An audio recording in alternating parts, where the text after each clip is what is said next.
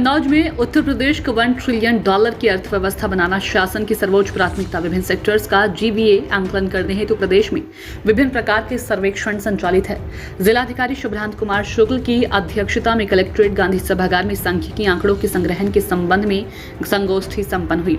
उन्होंने कहा कि उत्तर प्रदेश को $1 ट्रिलियन की अर्थव्यवस्था बनाना शासन की सर्वोच्च प्राथमिकता है। विभिन्न सेक्टर्स का जीवीए आंकलन करने हेतु प्रदेश में विभिन्न प्रकार के सर्वेक्षण संचालित हैं। सर्वेक्षण से प्रदेश में संचालित विकासोन्मुख योजनाओं में हो रहे निवेश के दृष्टिगत विनिर्माण, व्यापार एवं अन्य सेवा क्षेत्र में परिलक्षित हो रहे विकास की वास्तविक स्थिति के अनुरूप आंकड़े संग्रहित हो रहे हैं, जो उत्तर प्रदेश को $1 ट्रिलियन अर्थव्यवस्था बनाने और राष्ट्र निर्माण में योगदान की दिशा में भी बहुत महत्वपूर्ण हो जाते हैं। हितधारक अर्थात परिवार, कारखाने, दुकानें, छोटे व्यवसाय, स्वास्थ्य देखभाल इकाइयां, क्लब, शिक्षा संस्थान, कानूनी और परिवहन संगठन आदि को यह आश्वस्त करने की आवश्यकता है कि उनके द्वारा साझा की गई जानकारी का उपयोग उनकी व्यक्ति पहचान उजागर किए बिना केवल सांख्यिकी उद्देश्यों के लिए किया गया है। सर्वेक्षणकर्ताओं को वांछित सही सूचना देकर सहयोग प्रदान करें। उपनिदेशक अर्थ एवं संख्या रजनीश ने कहा कि ग्रास वैल्यू एडेड से किसी इकोनॉमी में होने वाले टोटल आउटपुट और इनकम का पता चलता है। इससे पता चलता है कि तय पीरियड में इनपुट कॉस्ट और रॉ मटेरियल का दाम निकालने के बाद कितने रुपये के सामान और सर्विसेज का उत्पादन हुआ है। इससे यह भी पता चलता है कि किस खास क्षेत्र, उद्योग या सेक्टर में कितना उत्पादन हुआ है।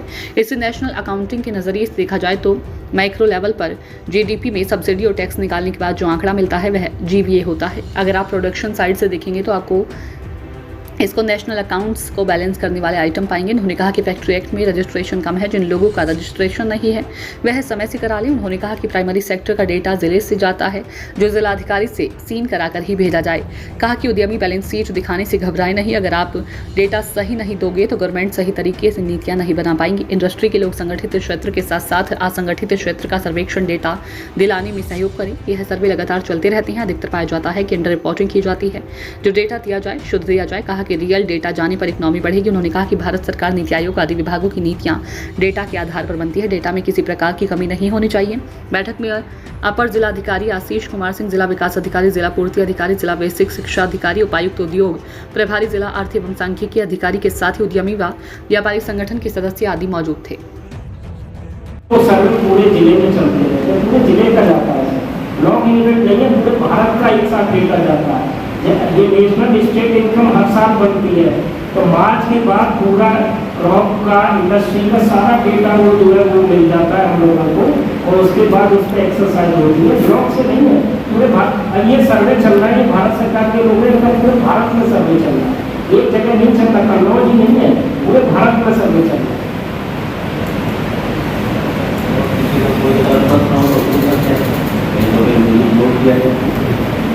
कोई और मुझे कोई नहीं है। जो हमारे सैंपल के सर्वे के मेथड्स है, 3-4 मेथड्स है, तो इसमें पब्लिक ओपिनियन मेथड नहीं शामिल किया जा सकता। तो देखो ये है ना कि ये पूरे भारत के लिए लागू है, पूरे भारत के, और वो स्टैटिस्टिकल मेथड है। 2 मिनट बताओ जरा, वो बड़ा कमी जरा बता दो सैंपल कैसे, थोड़ा सा बता दो। ये पब्लिक ओपिनियन जो है वो इसमें भी ओपिनियन ही तो लेते हैं, लेकिन वो ओपिनियन लेने का एक मेथड हो, किसकी लेंगे? जैसे आपने कहा पब्लिक ओपिनियन, आप किसकी लेंगे? आपकी लेंगे, इनकी लेंगे, आप कोई मेथड खोजना होगा। तो मेथड क्या हो गया? इंटरव्यू कर लीजिए। एक ग्रुप में जो है किसी से ये कर लीजिए, एक ये तरीका हो गया। फिर क्या हो गया? एक आपने सुना होगा RPT, रैंडमाइज्ड कंट्रोल ट्रायल, एक ग्रुप बनाया। आप जब लेसन करेंगे, जैसे मान लो कि कोई समस्या है तो 10 आदमी ले लिया, 5 का ग्रुप बनाया, 5 का ग्रुप बनाया।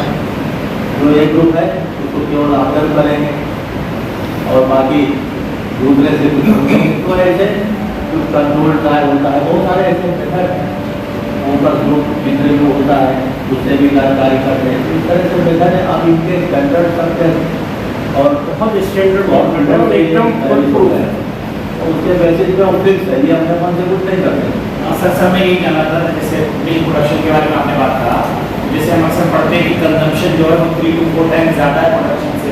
उसका मतलब जो आप कह रहे हैं उसके टेक्निकल गैप है काफी डाटा के हाँ। अंदर। तो सर इस जैसे हमारे नॉर्मल मेथड्स मान लीजिए 5 है रेगुलर, तो क्यों क्या हमारे पास कोई इनडायरेक्ट मेथड नहीं है सर फीडबैक देने का पब्लिक से? नहीं मिल्क वाला अलग देखिए, कुछ सर्वे तो हम टोटल पे लेते हैं, जैसे सीबीओ है, ये पूरा इसका सैंपल नहीं होता मिल्क का।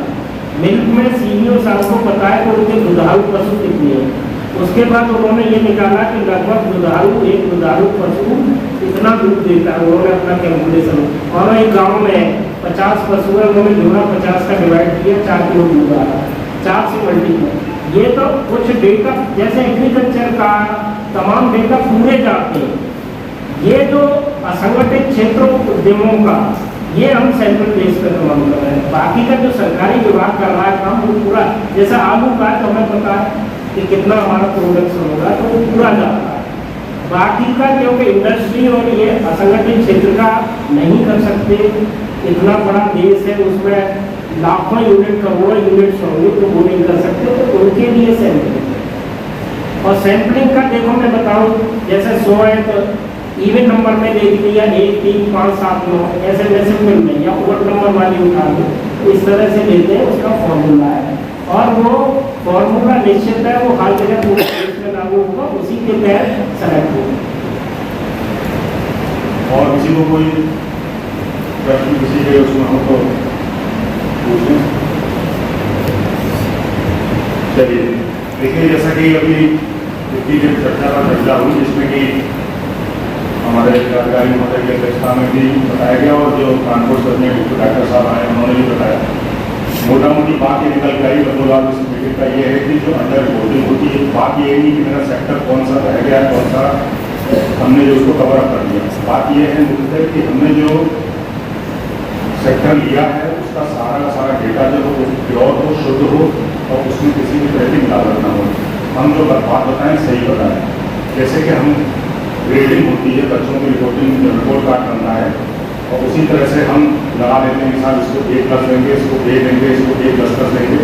इसी तरह से फैक्ट फिगर्स बिल्कुल वैसा तो नहीं मान रहे हैं, इसकी हमको कोशिश रहनी चाहिए, पूरा प्रयास रहना चाहिए हमारे जो उद्यमी बंधु हैं और सभी लोगों का, हम जो भी चीज़ बताएं वो बिल्कुल ठीक बताएं, उसी हिसाब से इसको कर लेते हैं। और ये हमारा बात हुई तो बढ़ने होने की बात हो रही है, तो हम जब तक इस चीज़ को सही से बताएंगे नहीं, उसको हम सही से रिफ्लेक्ट नहीं कर पाएंगे और ये रिफ्लेक्शन नहीं होगा तो हमारी जो पॉलिसी जो हमारी नीति होता है वो अच्छे से उसको फ्रेम नहीं कर पाएंगे।